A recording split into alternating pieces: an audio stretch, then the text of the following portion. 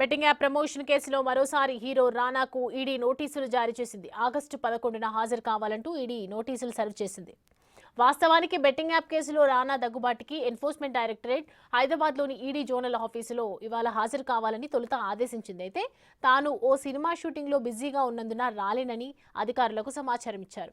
దాంతో ఆగస్టు 11న రావాలని మరోసారి నోటీసులు ఇష్యూ చేసింది. ఈ కేసులో రానాతో పాటు విజయ్ దేవరకొండ, ప్రకాష్ రాజ్, మంచు లక్ష్మి వంటి 29 మంది సెలబ్రిటీలపై ED enforcement case information report నమోదు చేసింది.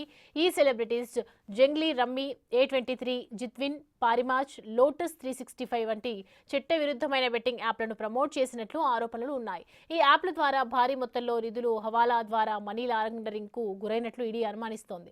ఈ విచారణలో భాగంగా గూగుల్, మెటా కంపెనీలకు కూడా జూలై 21న నోటీసులు జారీ చేయబడ్డాయి.